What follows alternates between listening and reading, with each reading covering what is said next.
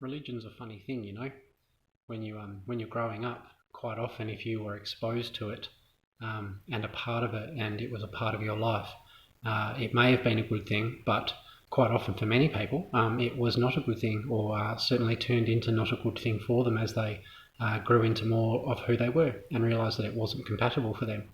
But a whole lot of people have never been exposed to religion, have never had religion as part of their path and as part of their childhood. And what I find interesting is that for the folks that have really never been exposed to religion at all, almost 100% of the time, those people do not have a positive view of religion, even though it has not been a part of their path, and they are not speaking necessarily from direct experience from the inside. It is really folks that have come from a religious path that are still potentially a little more open to the benefits of religion as a framework for accessing God, which is its true purpose. It is notable, and I guess a little sad, that folks that have never had religion as a part of their life, which in itself is not sad, certainly tend to dismiss the value of it. And what I mean by that is to dismiss the value of religion as a potential access point and bridge to God, which is the purpose. And so we're all really missing out if we don't know about religion or haven't ever experienced it in our lives in that way. It's a different way to consider it like that. If we move into, I guess, spirituality, which is another area that seems to be related, but practically and socially it really isn't. Especially in Western culture today, spirituality is really its own field, its own sector and subject, which of course contains many practices and philosophies and frameworks and beliefs. It is quite a multi-dimensional hodgepodge of ideas, all based around the spirit. But again, what is interesting about the spiritual fields is that you will find, for all of their value and complexity and diversity, one of the words that you don't often hear in the grand landscape of spiritual fields is God.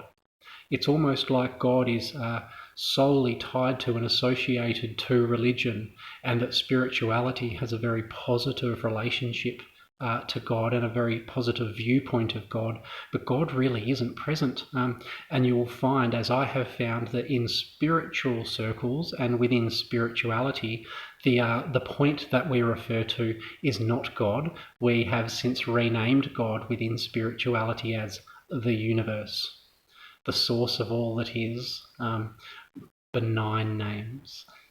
Like spirituality, it works within the emanations and the outskirts of the core, and it is very soft and safe, but so open to interpretation. And so even within spirituality, God tends to be missing. And when you speak to folks who are anchored within a spiritual framework, they too will have a fundamentally good relationship to the Word and to God, but often socially it will be very negative. And someone who will claim to be entirely spiritual and even have a very spiritual life might not have a very good experience or perspective of God from their life and in a demonstrated way. God really has a very narrow channel to be found in a pure and heartfelt way that is not tainted by the experiences that it requires for us to get there. And I think what we miss and that we forget sometimes is that God is not these things, and these things are not God. God is not religion. God is not spirituality. God is not the church. God is not the Bible. God is not a priest. God is not any of those things.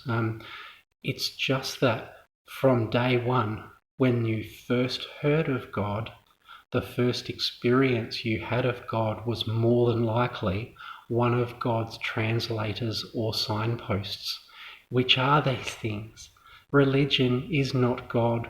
Religion is an expression and celebration of God with the intended purpose of guiding you home. That is what it is and what it should be. And it is the same as the Bible as a resource. It is the same as any of those structures, even spirituality. They are fundamentally designed to help you return home and to reconnect to God. And we encountered these things, and because of the mistranslations and the poor translations of the people that we encountered, because of the processes and the structures and the hierarchies and authority of the church and of organised religion and of organisation around the belief of God. We had such a negative encounter. We had such a negative experience as our heart was leading us to God, and we really hit a wall that our mind and possibly our heart simply couldn't reconcile, because it didn't feel good and it seemed to perhaps be exclusionary or authoritative or segregating or isolating in some way. It maybe just led to more confusion and uncertainty and disconnection, which is the absolute opposite intention and aim of any of those bridges and pathways. Remember that a bridge or a path or a sign are only indications to point you to the goal. The sign, those things are not the goal. All of the resources and expressions of love and expressions of direction are not the goal themselves. All of those things are there to support you, but we must use some discrimination. And certainly as children, we did not have the capacity to discriminate. We didn't know. We are so trusting and open and lead with our hearts when someone told us of God and explained God in a way that our heart rang true. And we said there's something in that. Even as a young child, there was something in that that might have been a little bit scary or beautiful, but there was something in that. But our first experience didn't match the feeling. It didn't match the awe or possibly the mystery or the good feeling in that. It was strangely numbing or dulling or aggressive or whatever your experience might have been. And so really, all of those experiences that you had did a tremendous disservice for you, because from religion you recoiled, and often we can recoil from those experiences, and what we don't realise from our state of immaturity and lack of social development of the age is that we quite literally throw out God with the experience and the translators and introducers. And so we start developing an internal feeling about and an opinion of God, confusing that with religion, confusing that with the Bible and with the church and with organisation and with authority and so forth. We are confusing God with all of those things. And so when someone refers to God now, or you hear the word God, often the first thing that comes to mind or comes to your sense is a religious framework or a religious reference. It is not one of source, of one of self-identification, one of joy, one of praise, one of communion. It has a social reference. You think about people and places and your history. That isn't God. Just have a think about that. There really is such a disservice in that occurrence for us as children as we move through a religious experience and don't realise that from the moment we recoil from that and reject that experience as something not good for us and something that we don't like or we don't want, that from that moment on we don't realise that our journey and our search for self continues. Our search to find meaning in the world and meaning in our lives and our purpose, our direction, what we are, the answers to the real questions, the only questions that matter, for those answers lend context to everything.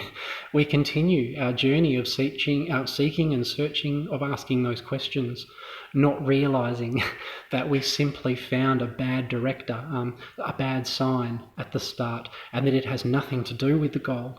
The goal is still the goal, and that is where the disservice lies. It really is a bit of a tragedy when you think about it, for as an adult 10, 20, 30, 40 years later, we really have no idea what God is and how God is for us and how to even remember and recall and reconnect with God. For we are so socially conditioned and embedded in the religion, and God is the same thing experience, and that experience is a negative one. It's very difficult to extract and to completely and wholly release those frames as an adult, to recall God and the purity of that experience outside of all of that rubbish. For people that have not experienced a religious upbringing and a religious framework, though, it can be a little different, because, again, as a child, God tends to find us via religion, unless it is a direct experience, but it is generally through religion or a religious resource of some sort. And so without any sort of a religious experience as children, we might have what you would call intuitive or psychic or energetic or even spiritual experiences, supernatural experiences as children, but we don't attribute that to God. And we don't necessarily have a direct reference or relationship to God ourselves and independently. The bridge really is sort of required for most people most of the time. And so we tend to grow up godless without a religious framework, for better or worse, truthful or not. And then even for those reasons, we are sort of God-free in our life, and still seeking meaning. It's not that we've just hit people who said they had the meaning and that they were wrong. For the other half of society who have had no religion, it's kind of a wasteland. It's a bit of a desert of no answers, not just a minefield of wrong and right answers. There's really just nothing. And that generates a very different sense of despair, because you don't even realise that you have it, because nothing in your life has obviously disappointed you or hurt you or deflected you away from God. It's just been an eerie silence the entire time, and you've never really known any different. And the further down that godless track and space you go in your experience of life, the more God looks strange to you, and certainly the more repulsive religiosity looks to you, and religious behaviour. It really doesn't look or feel right at all when you have been in a godless frame of experience your whole life. It's very hard to re-find that or find that for the first time as an adult too. It tends to take a pretty profound experience, something that supersedes whatever your previous beliefs were. And so God it's a very hard one in today's society, really, whether we have come from a religious experience or not, to find God beyond and deeper and outside of those things, and to really appreciate that God has nothing to do with those things. God is something entirely separate. And this is what we do here at Kingdom Training International. Our experience is a very personal and very practical and very real one of God, outside of all of these things, outside of spirituality, outside of religion, outside of philosophy, and all of the practices and organisational frames and so forth that we see everywhere and that we believe are our only access points to God. And this is simply not true. There are many other access points to God, and they are simply not the ones that are being presented to you or have been presented to you. But I assure you they are all readily available, and you may access them now. And these resources are free. They are all over the place. And we at Kingdom Training offer one of those resources to people all around the world who are feeling a connection to God, or a need or a calling to God in their hearts, although perhaps buried in discouragement from past experience, buried in sarcasm and anger and a bit of disdain for all of those things, a lot of fear, even just a lot of hatred and a lot of anger, just straight up, but not realising that all of those feelings, all of those negative feelings, are based on negative associations of people and not of God. They are not the same thing. And I would challenge you to question any feeling at all that you have in yourself and in your heart that is not wholly for God, for whatever reason.